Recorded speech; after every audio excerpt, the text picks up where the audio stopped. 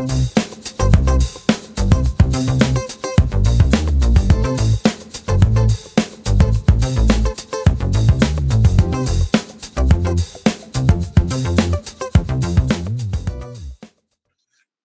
to the MLTI Slam Show. I'm Hallie, and today is Thursday, November 6th. In the MLTI Slam Show, we learn from students just like you from all over Maine.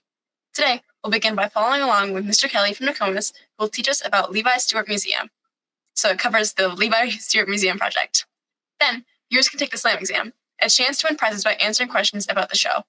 Then, we'll wrap up the show with the Slam demo, Country Guesser. Now, please mute your mic, and if you have any questions, enter them in the chat so Chase, our moderator, can respond during the show. And remember, your account is connected to everything you type, so be kind and have fun. Welcome, Mr. Kelly. Glad you could join us. What do you have to share with us today? Well, thank you very much, Hallie. And today we're going to talk about the Levi Stewart Museum project. So I'm going to share my screen. All right. So now I'm sharing my screen. So Levi Stewart Museum, I'll explain what it is actually a museum/library that's right down the road from the school that I'm currently at. Our high school students are working with them in a long-term project, multi-year project of digitizing a lot of the work that we find there. If you're interested to follow along, the link for all the information I'm going to share with you today is at bit.ly/Levi Stewart Museum. It is cap sensitive, so all lowercase, please. But that will bring you to a website, which we can show you right here. So this website has a bunch of different information on it. We did different variations. Our students did different variations of archiving. So there's 3D modeling, there's still imagery, there's maps, and we'll talk about that. There's transcription, all kinds of different components. So I did want to go through and kind of explain how we're using the different technologies to do that. So the first thing is this building is about it was built in about the 1860s, I believe, or 1850s to 60s. So it's a gorgeous brick building right down the road from us. And inside, there's some components, some areas they've kept kind of original. So these were some of the original books and documents that he had. This was Levi Stewart's original desk we kept. So one of the projects that my students worked on is 3D rendering or capturing some of these artifacts, these physical 3D artifacts. So if we look back to our page here, we have a whole page of different types of artifacts we've done that. And so I'll share with you, we use a tool called Polycam, Polycam. And this will, it just uses a regular iPhone, we use an iPhone 15 Pro. And this would go through and scan. We'd hold it up and go around and as slow as we could and take about 1,000 pictures. And they would do what's called photogrammetry to render that model. So there's the desk that we were just looking at a still picture of. The other cool thing about this is you can use augmented reality or AR and kind of place it in space. So you can see about how big that desk is and how it looked and that kind of thing. Here's another cool artifact that we found. This was Levi Stewart's top hat. That was actually at the library as well. So we took a 3D render of that. So that's kind of a really cool piece of history that my students have been able to digitize. We also have here, you can see an Underwood typewriter, which is another cool artifact that we were able to 3D scan. Which brings us down to our next step here, which is the maps. And so for mapping, we were able to, now of course, in this library, there's tons of old maps here. Here's our students kind of doing some digitization. So here's some of the old maps that we have that were all included. And so they were the plan was to take the mapping and kind of overlay it with existing documentation right now. So using Google Maps here and using all the different names and doing a little bit of genealogy to see all the different local names, local families. And we would kind of place over different components versus what was there and what it is now. So who lived at which place based on the mapping and based on the data that we retrieved. So that's another cool aspect of the project. Another piece here, as I mentioned, we showed the students here doing some 3D photography as far as taking 360 images of the rooms.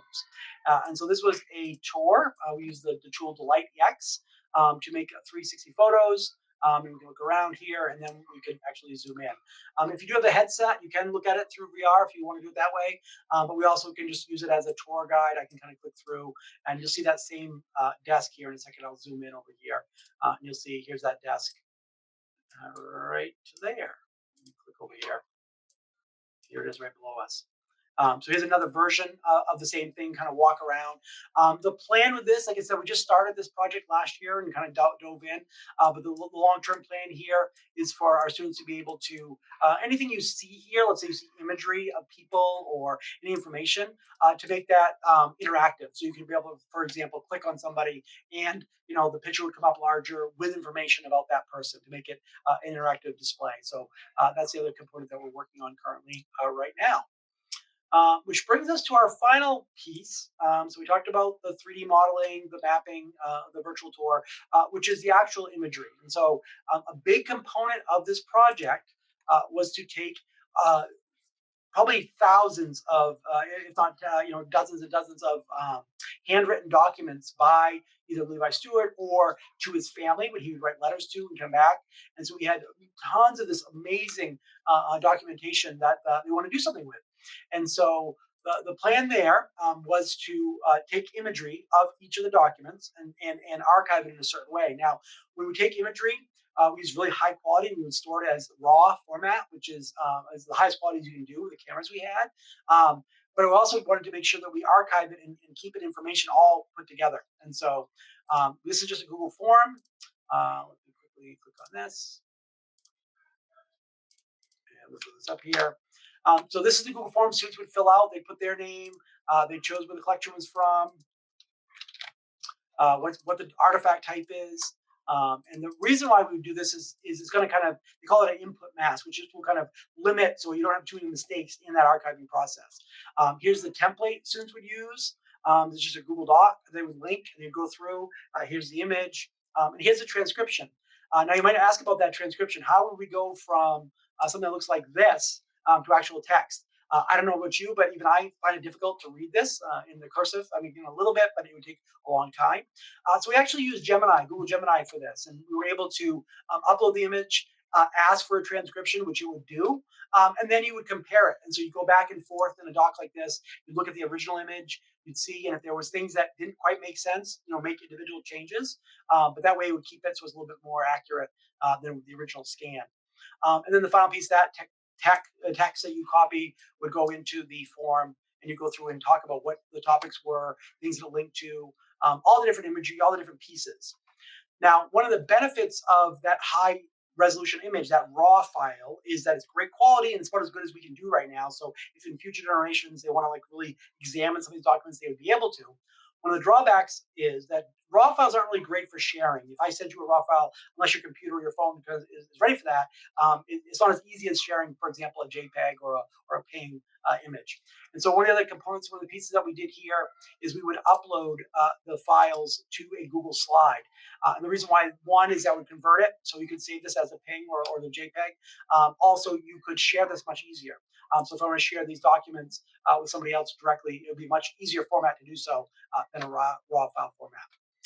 So we would, students would fill out this form. Once they're all done, it would automatically feed this spreadsheet here.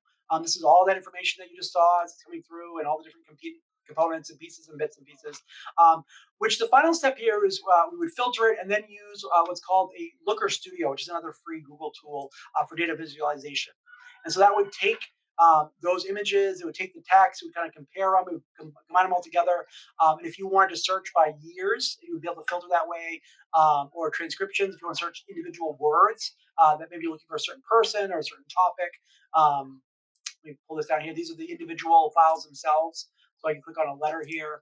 So there's that one letter. I can click on that and it would pull it up full screen. So it would make it so you could kind of look at it and compare that to the text that we would find and do it.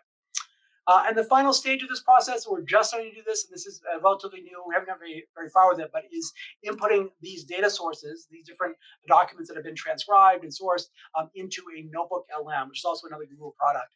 But the idea here is that all that information will go in as much as it will take, and then you'll be able to do audio interviews, mind mapping. You can see some of the mind maps here.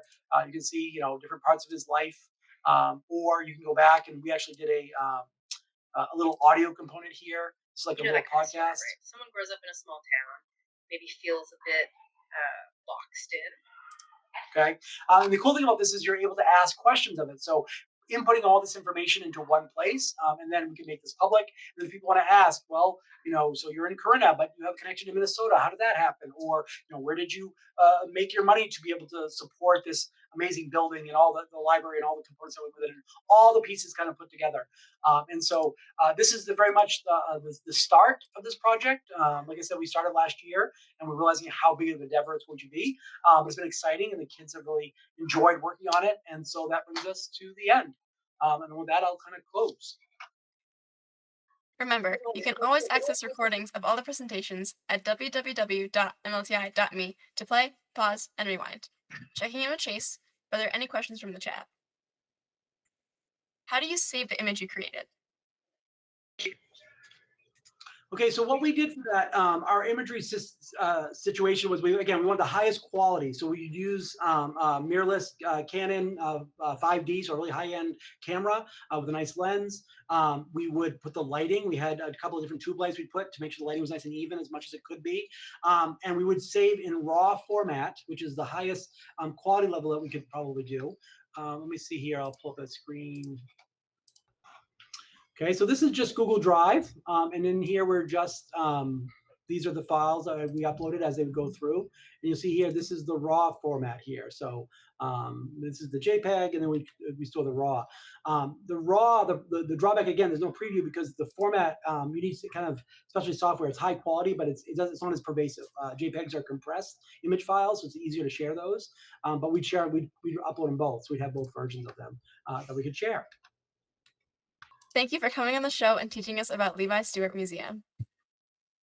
Okay, Slammers, get ready to click the link in the chat to take the Slam exam, a one-question quiz about today's show topic. You will have until the next episode to answer the question and be entered into the prize drawing, and we'll announce the winner next episode. The Slam exam question from last episode was, what quality is recommended? SD, HD, or 4K? The correct answer is HD. And the winner, ZW from MDISS.org. Congratulations. The Slam team will reach out to you to get that prize to you, so be sure to check your email. Now, before we ask this week's Slam exam question, let's check out this week's Slam demo.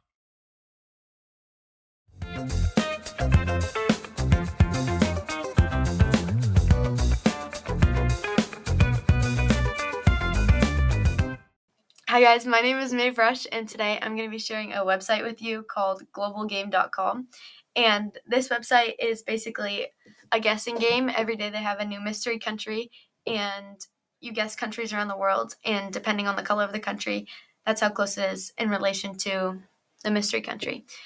I've already done today's, but I can show you guys an example of a practice round.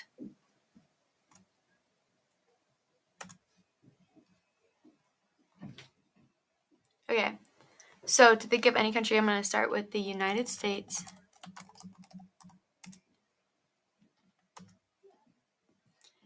And that is orange in relation to the mystery country. And now I'm going to try something like Brazil.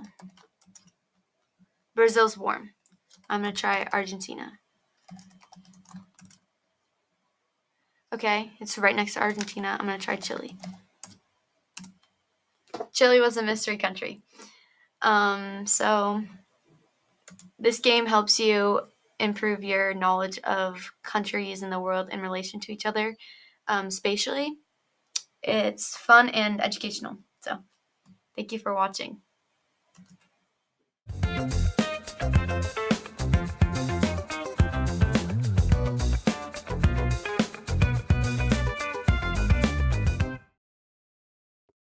Thanks for that information, Maeve. Okay, let's get ready for the Slam exam.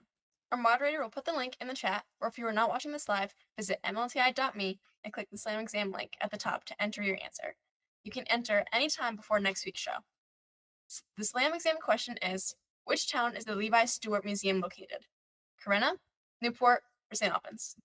Okay, we will announce the winner randomly selected all the correct answers next episode. Good luck. Thanks everyone for joining today's MLTI Slam show.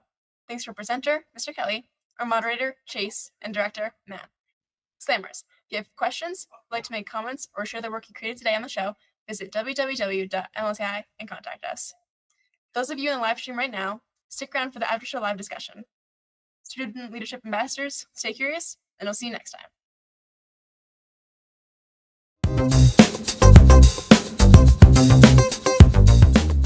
The MLTI Slam Show is a program of the Maine Department of Education. For more information about this and other innovative educational initiatives, please visit www.maine.gov/DOE.